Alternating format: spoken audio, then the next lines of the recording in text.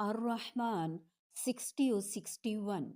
أعوذ بالله من الشيطان الرجيم. هل جزاء الإحسان إلا الإحسان فبأي آلاء ربكما تكذبان. حل نہیں، جزاء بدلہ، الاحسانی احسان کا، الا مگر، الاحسان احسان ہی، فبأي تو کون سی، آلائی نعمتوں کو، ربکما اپنے رب کی، تکذبان تم دونوں جھٹلاؤ گے۔ نیکی کا بدلہ نیکی کے سوا کیا ہے؟ فَبِأَيِّ آلَاءِ رَبِّكُمَا تُكَذِّبَانِ. حل جزاء الإحسان إلا الإحسان. پہلے احسان کا معنی نیکی اور دوسرے احسان کا معنی اس نیکی کا نیک صلہ یعنی جنت۔ حدیث جبریل میں رسول اللہ صلی اللہ علیہ وآلہ وسلم نے احسان کا مطلب یہ بیان فرمایا، ان تعبد اللہ کأنک تراہ فإنک ان لا تراہ فإنہ یراک۔ تو اللہ تعالیٰ کی عبادت اس طرح کرو گویا کہ تم اسے دیکھ رہے ہو، پھر اگر تم اسے نہیں دیکھتے تو وہ تو یقیناً تمہیں دیکھ رہا ہے۔ ظاہر ہے جس شخص نے اپنی زندگی اپنے رب کو ہر وقت اپنے اوپر نگران ہونے کے یقین اور احتیاط کے ساتھ گزاری، اس کا بدلہ بھی ایسا ہی اچھا اور خوبصورت ہونا چاہیے جس کا بیان ان آیات میں آیا ہے۔ اللہ تعالیٰ نے یہاں حسر کے ساتھ جو بیان فرمایا کہ نیکی کا بدلہ نیکی کے سوا کیا ہے، تو اس سے عدل و انصاف کے تقاضے کے مطابق بدلہ مراد ہے، ورنہ مشرک اور ظالم تو نیکی کا بدلہ برائی سے دیتے ہیں، گویا یہ ایک طرح ان پر طنز بھی ہے۔ کفار کے طرز عمل کی مثالوں کے لیے سورۃ العنکبوت 65 و 66، الاعراف 190، الواقعہ 82، ان تمام آیات کو اگر ہم ملا کے دیکھیں، جنت کا تذکرہ بہت طویل بتایا۔ اللہ تعالیٰ یہی فرما رہے ہیں کہ نیکی کا بدلہ نیکی کے سوا اور کیا ہے۔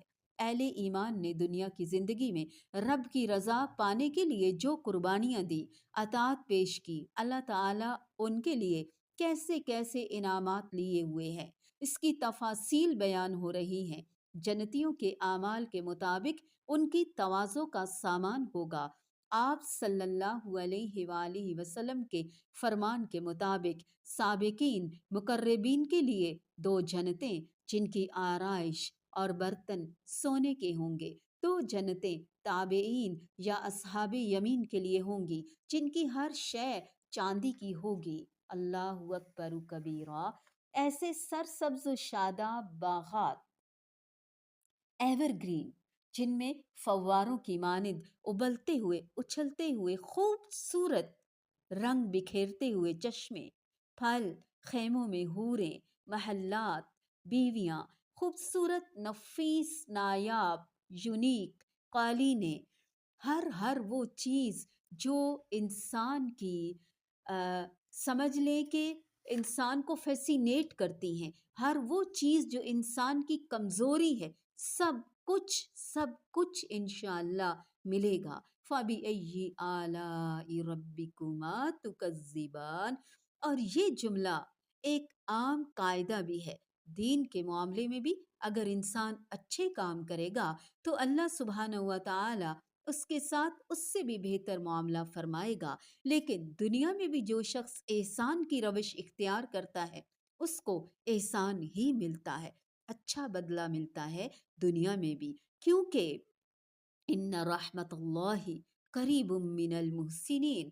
دنیا کا نظام احسان پر ہی چل سکتا ہے۔ اگر ہم چاہتے ہیں کہ ہمارے تعلقات اچھے ہوں، ہمارے کاروبار میں ترقی ہو، برکتیں ہوں، ہماری ساری چیزوں کے اندر خوشی اور خوشگواری پیدا ہو جائے، تو ان سب چیزوں کو the level of excellence پر ہونا چاہیے، ہماری بیسٹ لیول کوشش ہونی چاہیے۔ پرائم کوشش ہونی چاہیے کہ ہم اس کو بہت اچھا کریں، 100% کوشش کریں یا مور دین 100% کوشش کریں، تو پھر انشاءاللہ خوشگوار نتائج کا اس کے لیے تیار ہو جائیں بہترین طریقے پر۔ پھر لوگوں کے ساتھ بھی اس سے بہترین رویہ اختیار کرنا ہوگا جو ہمارے ساتھ کرتے ہیں۔ اگر یہ اصول بنا لیں کہ دوسرا جو میرے ساتھ کر رہا ہے میں اس سے زیادہ اچھے طریقے سے اس کے ساتھ پیش آؤں، دوسرا میرے ساتھ برا کرے تو بھی میں اچھا کروں۔ ہم دنیا میں کتنی چیزوں میں مقابلہ کرتے ہیں، کپڑوں میں، گاڑیوں میں، اس نے یہ کیا میں اس سے اچھا کروں گی۔ تو دین میں آخرت کے لیے نیکی، خیر اور بھلائی میں کیوں نہ ہم کوشش کریں بہترین کی، اچھائی کی، خوب سی خوب تر کی؟ لیے دیے کیوں رہتے ہیں؟ ہمیں یہ کس طرف پلٹانا چاہیے ساری انرجیز کو۔ یہ شخص نیکی کر رہا ہے میں اس سے بہتر نیکی کروں، اس نے میرے ساتھ یہ سلوک کیا میں اس سے بہترین سلوک کروں۔ جب اس طریقے پر عمل کریں گے انشاءاللہ انشاءاللہ ہم دیکھیں گے کہ کتنے عبدالستار عیدی ہم میں سے پیدا ہو جائیں گے، کتنے لوگ سخی اور غنی ہو جائیں گے، معاشرتی رنگ ڈھنگ بدل جائے گا۔ میں کیوں نہ پہل کروں؟ ہم سب مل کر اس ٹرینڈ کو ٹرینڈ سیٹرز بن جائیں اور خیر، نیکی اور بھلائی کو پروموٹ کریں۔ کتنی خوشیاں ہمیں ملیں گی، کتنے لوگ ہماری وجہ سے خوش اور خوشحال ہو جائیں گے۔ کسی اور کے نہیں، ہمارے حصے میں یہ نیکیاں آئیں گی۔ فَبِأَيِّ آلَاءِ رَبِّكُمَا تُكَذِّبَانِ هل جزاء الإحسان إلا الإحسان فبأي آلاء ربكما تكذبان